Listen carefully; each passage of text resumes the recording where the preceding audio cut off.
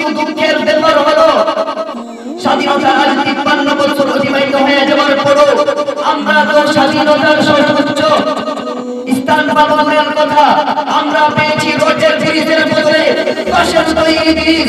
আমরা পেয়েছি এদেশের প্রত্যেকটা মানুষের ঘামে ভেজা এক এক করে জমানো টাকাকে কলমের এক বোঝাই বেগম পাড়া তৈরি করা।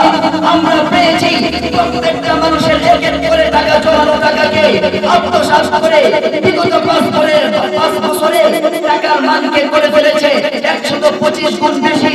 আমরা পেয়েছি প্রত্যেকটা গ্রাম্য পুলিশ থেকে নিয়ে পার্লামেন্টের সর্বোচ্চ পর্যন্ত প্রত্যেকটা পদে লক্ষ্যটার বাটপাড়ার সিটারের প্রত্যেকটা কর্মকর্তাকে আমরা পেয়েছি।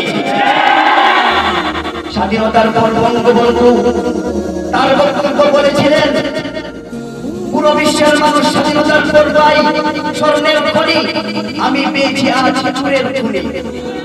প্রকৃতপক্ষে কথা বাস্তব।